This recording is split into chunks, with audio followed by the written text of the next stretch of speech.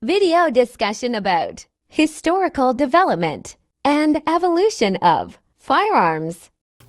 Good morning, ma'am. My name is Dayan Salazar Ranque. I will discuss to you about the historical development and evolution of firearms. We have stages of development of man's weapon. First is stones. So sa una na panahon, bato ang una nagigamit na armas sa mga tao. Gigamit ini sa pagdepensa sa kaugalingon. Then sayon din siya makit-an o gamito naman amoy ni ang una na armas ng mga tao sa una na panahon. Then ikaduha is clubs. So human sa bato may gamit ang mga tao og kahoy o pamalo o mas kusgan ini kay pinaagi siya sa kusog sa paghapak og makapasakit ini sa kaaway o hayop. Then next is kutsilyo. So sa nakakatun na ang tao sa paghimo og hait na butang, nahimo ang kutsilyo. Gigamit ini siya sa paghiwa og pakig-away og uban pa. Then ang ikaupat is spurs. So ang spurs kay taas na kahoy na may hait sa tumoy. Mas dayaw kibali ni siya gamiton kay makaatake ang tao bisan naa sa distansya ang kaaway o hayop. Then ang ikalima is darts. Ang darts kay gagmay og hait nga armas na ilabay pasingod sa target. Gigamit ini para sa paspas na pag-atake kumbaga. Then ang ikaunom is slingshot to hurl object, which is tirador. So ang tirador gigamit sa paglabay og bato or uban pa na butang na mas kusgan og mas dayo ilabay og makatabang ini sa pagdepensa. And next is bows and arrows. Yaon pa na.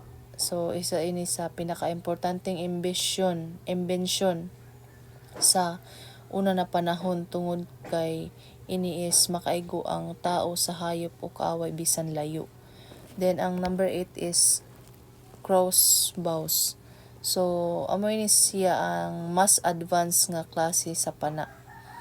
Mas kusgan og mas sayong gamiton kumpara sa ordinaryo na pana. Then ang number 9 is gun.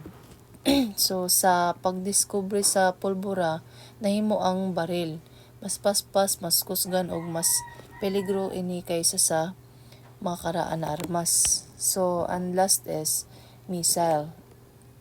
So sa modernong panahon, nahimo ang missiles amoy ni ang high-tech na armas na makaigo sa target bisan layo kadayaw pinaagi sa guidance system. So sa 10th century gituuhan nga ang black powder o gunpowder nagsugod sa China. Sa una gigamit ini sa fireworks o mga signal. Pag-abot sa 10th hangtod sa 12th century naghimo ang mga Chinese sa gitawag nga Huqiang o fire lance. Ini is isa ka unang klase sa baril o protogun. Ang fire lance kay mubo nga armas nga nagamit sa kusog sa gunpowder para makapabuto og kalayo og gamay nga projectile pasingod sa kaaway. Sa una na panahon, ang lawas sa fire lance himo lamang gamit ang kawayan o bamboo tube.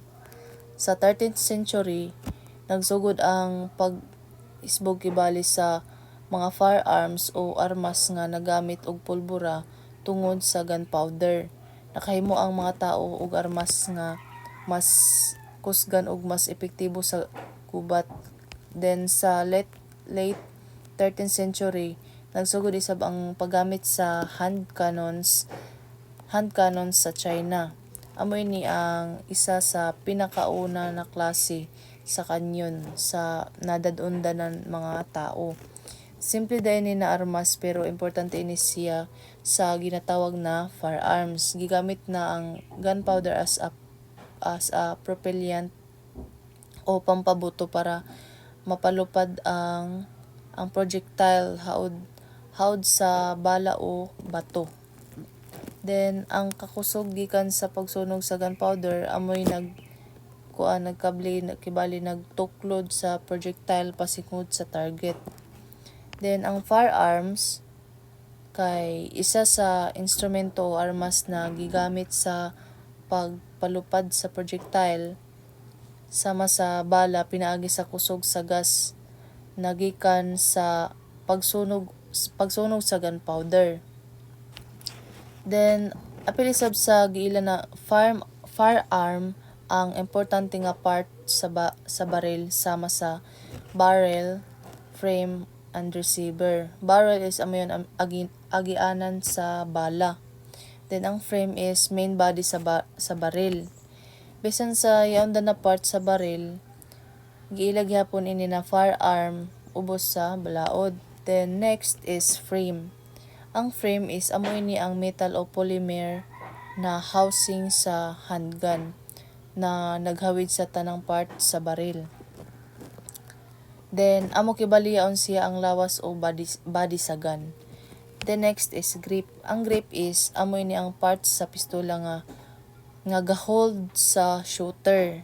It has a two section, may front strap, may back strap. So ang front strap ang atubangan nga party sa grip.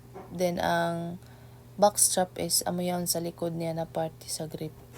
Then sa semi-auto nga handgun, amoyon siya ang party kung diin gisud ang magazine pinaagi sa opening sa ubos na gitawag og magazine well. Yan kasar-kasaron balitaw.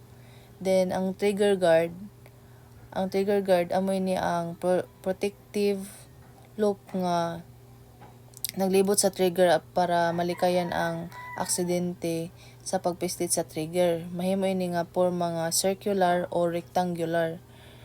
Then next is magazine release.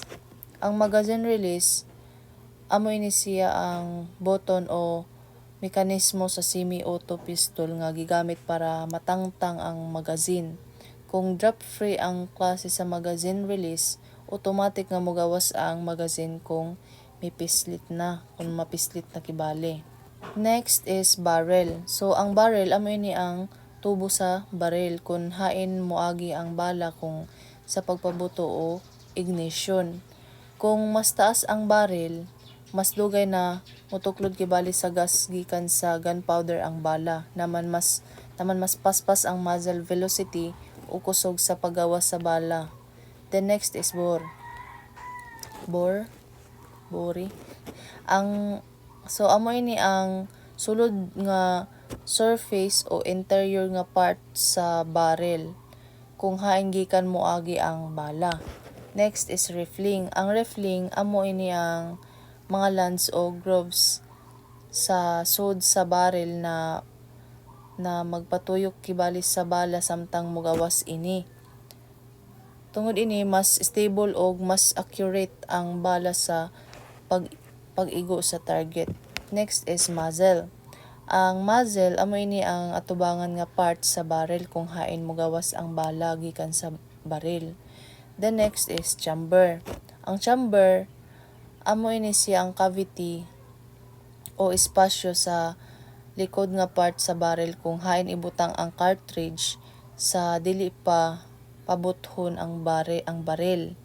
Kung mulaong taog chambering around, nagpasabot ini nga ang cartridge o bala andam na naipabuto. Then next is adi kita sa rules on gun safety. Una is dapat tan-awon maintain ang mga baril na loaded ini siya maintain bisan waray bala. Para malikayan ang aksidente, kinahanglan permi matngon sa paggamit sa firearm. Then ikaduha is ayaw itutok ang muzzle o tumoy sa baril sa bisan kinsa na tao o butang na dili nimo gusto madaot o mapusilan. Then ang ikatulo is ayaw ibutang ang tulo sa trigger hangtod wara pa nakatutok sa target og dili pa ka sigurado na magpabuto na. Then ang ikaapat is be sure of your target and what lies beyond it. So kinahanglan sigurado ka sa imo target og sa yaon na ug yaon sa imuluyo para malikayan ang aksidente na pagkaigo sa lain nga tao o butang.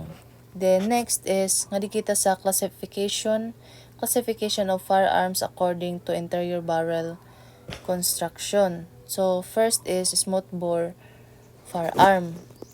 Ini nga klase sa firearm waray rifling o lance and grooves sa sud sa barrel. Hapsera ang sulod sa tubo sa barrel. Pananglitan ani is ang shotgun. Then ang ikaduha is rifled bore firearm. So ini nga firearm na ay rifling o lance and grooves sa sulod sa barrel. Ang rifling makatabang sa pagpatuyok sa bala aron mas accurate og stable kini sa paglupad kung pagbuto kibali pananglitan ani ang rifles o pistols. So next is firearms according to the type of action is number 1 single shot firearm. So ang single shot firearm amo ini ang klase sa pusil na isa ra ka bala ang mapabuto pag kada loading. Human makapabuto, kinahanglan pa ini i-reload para makapabuto pa pag utro. Pananglitan ng ini is single shot pistol like shotgun o rifle. Ikaduha is repeating arm. Ang repeating arms amo ini ang mga pusil nga makapabuto og damo na bala sa isa ka ludingan da kay tungod kay na ay nakasave nga na bala sa magazine, cylinder o extra barrel. Pananglitan ini is amo automatic pistols, rifles o shotguns. Ang automatic firearm is amo isab siya ang pusil nga padayon nga nagpabuto samtang gipislit ang pusil. Amo siyang ang magpadayon kibali pagbuto. Amo siya gitawag na automatic firearm. Dili na kinahanglan nga balik-balikon og pislit ang pistola. Kay tungod sa kaisa danimo siya pisiton, amo magpadayon na siya abay buto. Ang pananglitan ini mga machine guns o automatic rifles. Number 4 is semi-automatic firearm. Ang amo ini siya ang pusil na isa ka pislit sa trigger katumbas og usa ka bala nga mapabuto. Then ang ikalima is slide action types. Slide action type. Sa slide action type, ang pag-reload gihimo pinaagi sa gyapon pagbutang kibali og pagbirag balik sa forearm o slide sa pusil. Ini nga lihok amo niya mopasulod kibali sa sunod nga bala. Pananglitan ng ini is shotgun o pipila ka klase sa pistols. Then next is bolt action type. Ang bolt action type amo ini ang pusil na i-reload pinaagi sa paglihok sa bolt handle paatras o paabante. Ini kasagaran makita sa mga rifle, pananglitan ng ini rifle o ubang shotguns. Then number 7 is lever action type. So sa lever action type, ang pag-reload gihimo pinaagi sa lever nga kasagarang makita ubos sa receiver. Kung lihokon ang lever, mapasulod ang sunod nga bala sa chamber. Pananglitan ng ini is rifles o shotguns. Number 8 is ang brake action.